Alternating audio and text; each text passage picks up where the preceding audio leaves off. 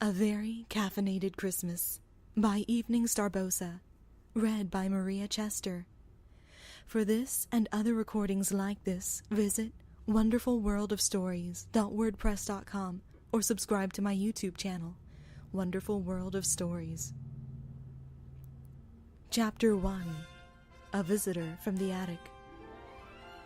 December 3rd, same year as his first visit, 6 a.m. Does he not have a sense of need for sleeping in? Apparently not. I grumbled my way to the attic door, my pre-coffee tiredness pushing aside any and all excitement for seeing Erik again.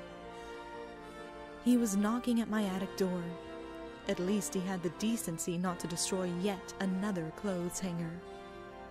Pulling the door open, I was met with the sight of Erik in full title song garb. Yet his expression was distant. He said nothing, but merely handed me a note. Raising an eyebrow, I opened it and read it. Dear Sarah, I've sent Erik back to you, hoping your family might cheer him up once again.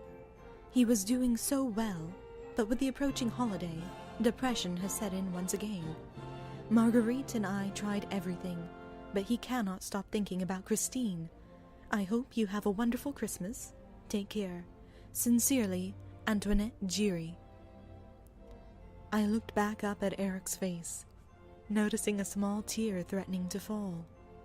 Sighing, I pulled him further into my room before closing and latching the door. He immediately lowered himself to the piano bench, staring at his favorite keyboard. It was as if I were invisible. Oh no. I'd been missing him, and I would not be invisible. Erik! Before I could finish saying his name, he burst into tears and fitful sobs. I handed him a tissue, and he stopped long enough to blink puzzled at it. It's a tissue. You wipe your tears or blow your nose with it.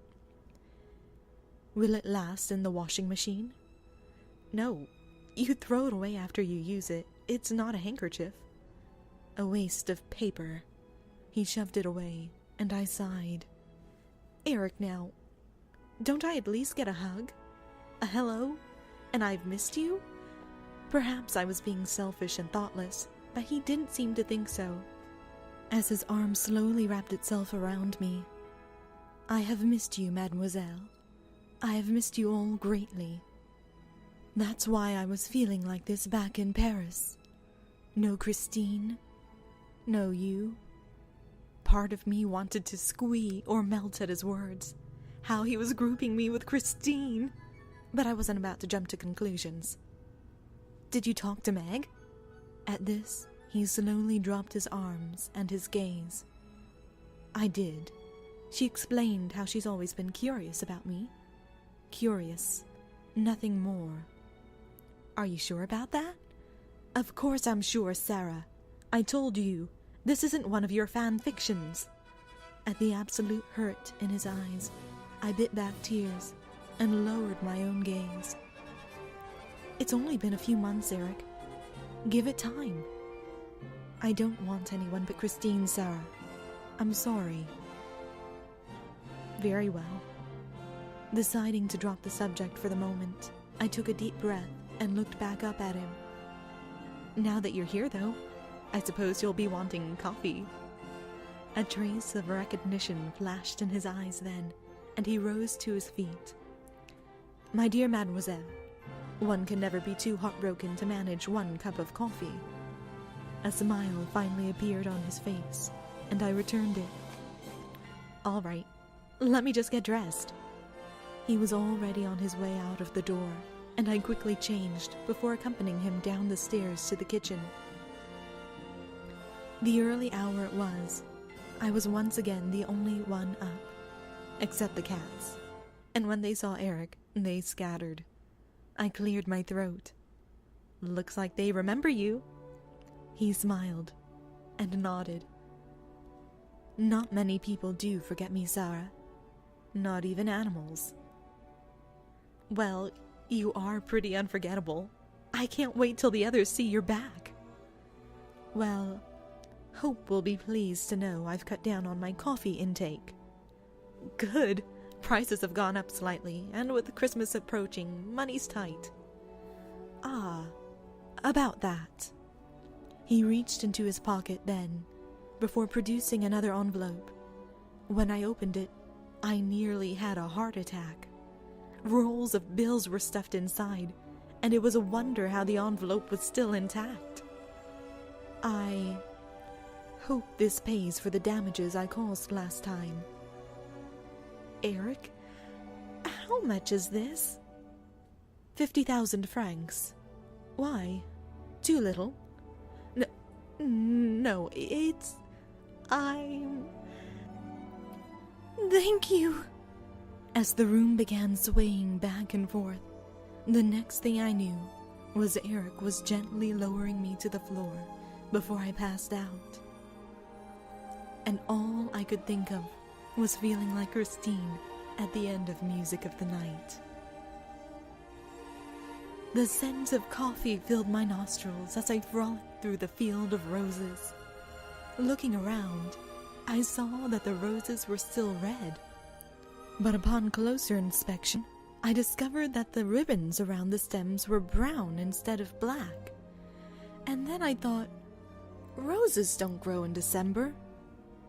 My eyes fluttered open, and the first thing I saw was Erik holding a cup of steaming coffee in front of my face. Wanting to erase the concern in his eyes, I sighed. You know, I like my coffee cold, Erik. His shoulders went up and down in his sigh of relief, and he placed the coffee on the table. I struggled to sit up, and he helped. If it's too much, mademoiselle, I could always... No, it's fine, Erik. It's very thoughtful of you, but you don't owe us anything for the damages. I insist. Antoinette pointed out the damages I made to the opera house. I've paid for the repairs there as well. That's very noble of you. What's the use if it doesn't bring Christine back? There was that subject again. I sighed and stood up, choosing to leave that question rhetorical. Let's see. If I remember correctly, bacon, eggs, and toast, right? And coffee. I didn't cut back that much. He smirked, and I giggled. By the time breakfast was over, David, Susan, and Hope had all made their appearances. David screamed and ran back upstairs. Hope took one look and nodded in greeting, and Susan knocked him out of his chair with a hug, causing his coffee to spill all over his suit. Mademoiselle, control yourself. Susan finally got up, still grinning hyperly. I can't help it! I missed you! Oh, really? I hadn't noticed, he grumbled, struggling to his feet. He glanced down at the coffee stain on his vest and sighed. You're very lucky I thought to bring extra clothes. I will not be subjected to that robe once again. He glanced my way as he said it, and I merely nodded. Oh, come now. It looked good on you, and you know it. My grin was met with a growl as he returned to his chair. He then realized he had forgotten to set it aright again, and once again he was on the floor. At this point, I would have laughed, but the poor guy had gone through quite enough. I picked up the chair, then extended my hand to him. He shoved it away, stubbornly picking himself up. If you'll excuse me, I have music to compose. Without another word, he poured himself another cup of coffee and marched upstairs. I quickly filled in everyone on what had taken place in his time. Nodding and understanding, they went to fix their own breakfasts. After breakfast dishes were done, I slowly made my way upstairs. No music could be heard from my room. Instead, there was the occasional sniffle. Sighing, I knocked on my door, which, by the way, seemed a bit odd for me to do. Erik, I wish to be alone, Sarah. You can't shut me out of my own room, you know. I've been shut out of mine. His voice told me that he shouldn't be pushed too far, but for some reason I chose to ignore the threat. Slowly pushing my door open, I saw him not at the keyboard, but flat on my bed, staring up at the ceiling. He had changed into his no-one-would-listen outfit, and I tried to keep my gaze above his neck. He didn't seem to notice that I'd come in, or maybe he didn't even care. My entire box of Kleenexes had been used up and were now scattered all over himself and my bed, and he clutched the last one in his fist. Finally noticing me, he sighed. "I told you these tissues were a waste of paper." "Never mind that. Erik, you really shouldn't shut people out. I know you need time and space, but Antoinette sent you here for a reason. We all really care about you, and we're truly glad you're back. I should have stayed here. I should never have gone back. At least the last time I had the faintest hope that Meg would care. Now, even that's gone. Don't give up just yet, Erik. Things can change." "Perhaps," he sighed. "I'm just growing tired of waiting for them to change, only to find they never do." "Well, sometimes you can't just sit around waiting. Sometimes you have to help them along." "What are you trying to say?" "When you go back, Erik, send Meg the roses. Send her the notes. Let her know how you feel. Those never work. I tried it on Christine, and she left me. They might work for Meg, Erik. You never know until you try. I just don't know if I'm ready to let Christine go quite yet." "I know, and I'm sure Meg will understand that." I slowly reached over and took his non-Kleenexed hand. "She'll appreciate your effort and your honesty." "How do you know so much about her? You've never met." "I suppose when you write as much as I have, you tend to get inside the characters' minds. Besides that, ask any girl, and you'll find that they appreciate honesty." "True.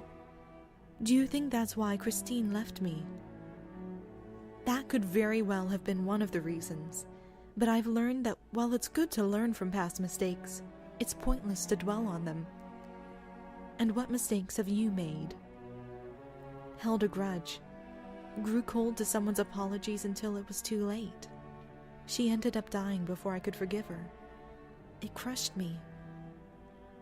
It hurt worse than the pain she inflicted upon you?" "Much worse. Death is permanent, Erik. I still miss her a lot. Those fights we had were over the littlest, silliest things. I'd give anything to have those moments back." Silence followed, and then I felt his thumb brush against my cheek. Only then did I realize I was crying.